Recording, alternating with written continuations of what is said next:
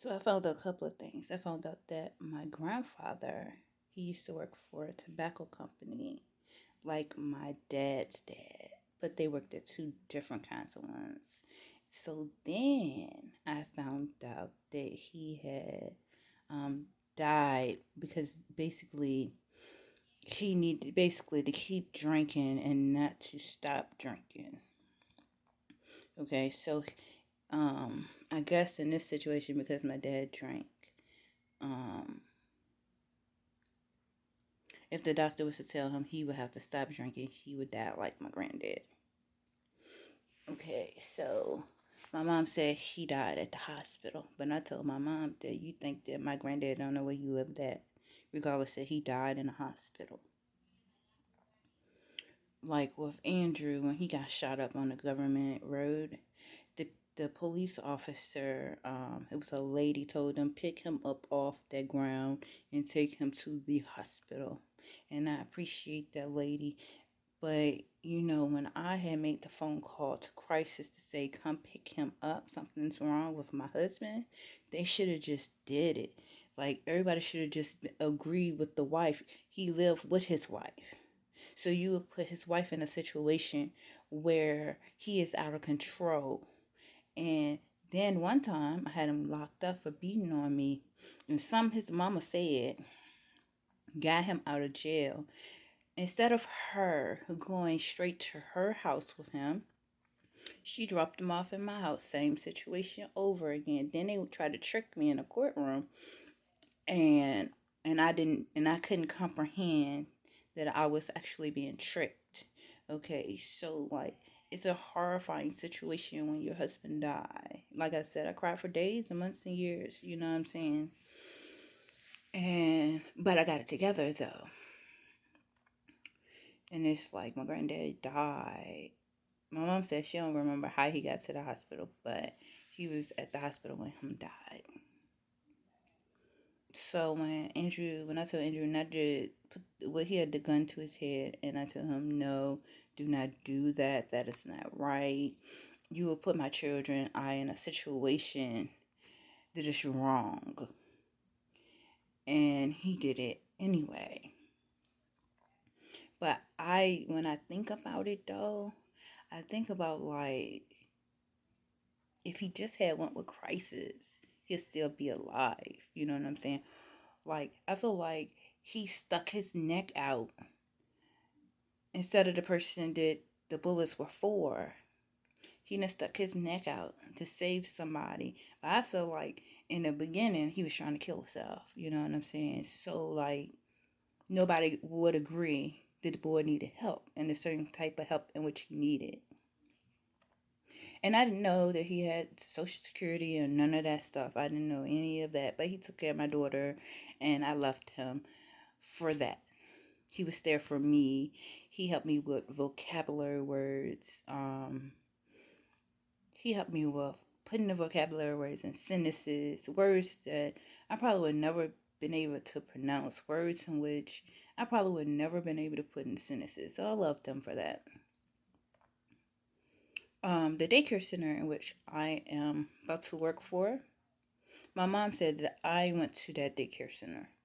She said that the house in which I pointed to, she was like, it has been a daycare center over and over and over again. But I went to that daycare center. So that's like really cool. You know what I'm saying? Like that house has been a daycare center time and time again. And now I am about to start working there. And that's like the coolest thing ever. I'm trying to tell you, coolest thing ever. My goodness. I did apply for another job and it's a weekend job. So, though when I have to go to DC, I'm gonna take off from my job so that I can go and excuse me, read my book. I think that is a really good book though. I don't think that the people would have contacted me if they didn't think that the book was a good book. You know. And I really hope that I win this award. I really do. Just like I'm praying that the recording studio in which I sent my song to, I hope that they like the song like I like the song. Because if I was to actually rap the song, I think that everyone would enjoy it. You know, I really do. But people have to train people to be that entertainer. You know what I'm saying? If you don't get that training that you need, then you'll just be like a one hit wonder. You know what I'm saying? I heard a song today with all the female rappers on there. I thought that was the coolest song ever. Even though it was some of them that are new people. And I was like, well, I know who Carly B is. I know who Nicki Minaj is. But all the rest of the faces, like, I don't know who these people is. But the little Tweety person, I saw her at the Rich Sim, and I loved her. She rocked the mic. Let me tell you. I really enjoyed her. I feel like she should have been the first person on the stage because she rocked the mic. When you stand before, when it be like multitudes, like 5 different people standing up to sing a song or to rap, make sure you pick the right songs. Like this is what I want you to understand. Okay, so like if I was gonna do a show at the casinos in Richmond, I would have, excuse me, 103.1, 99.3. I will have Power 92.1. I will have 105.7. I will have all of their DJ sets up, right? And how I like to mix when I do my DJ thing on YouTube or Spotify, that's how they will mix on my set.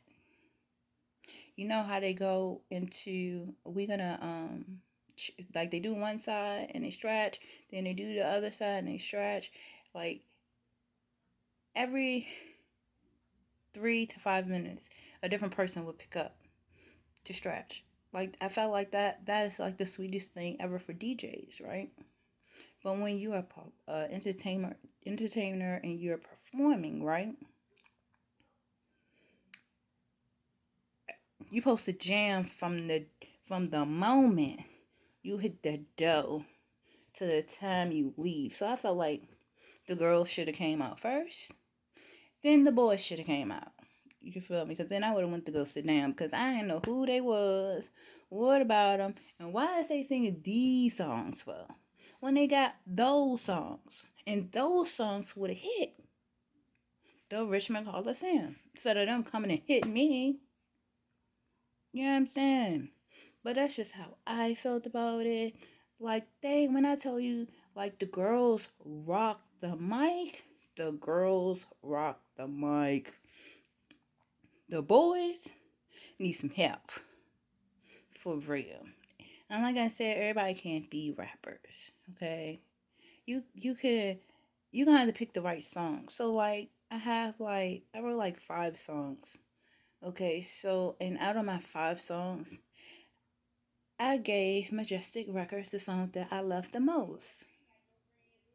You know what I'm saying? I'm gonna sit right here and bullshit with these people.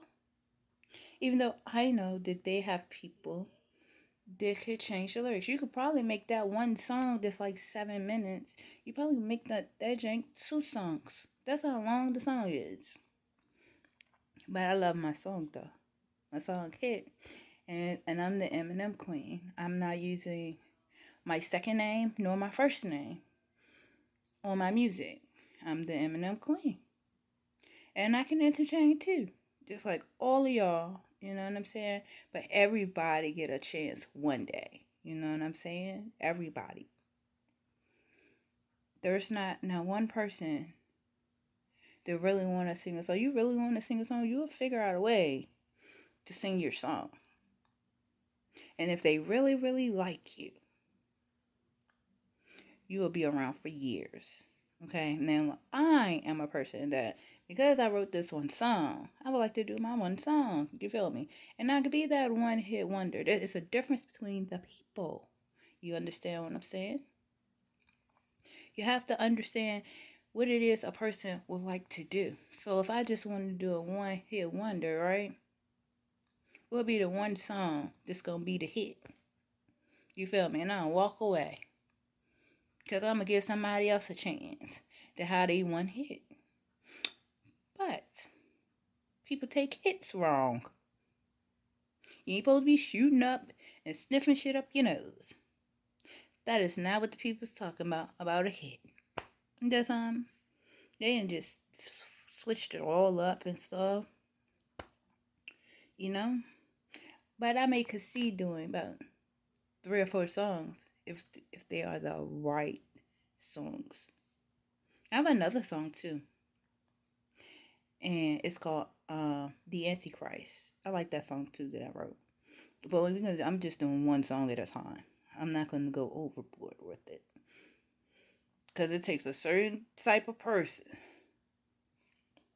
to want to be rapping without a wrote for real. And then people doing 3 minute songs and stuff. So how many words gonna come in 3 minutes? See what I'm saying?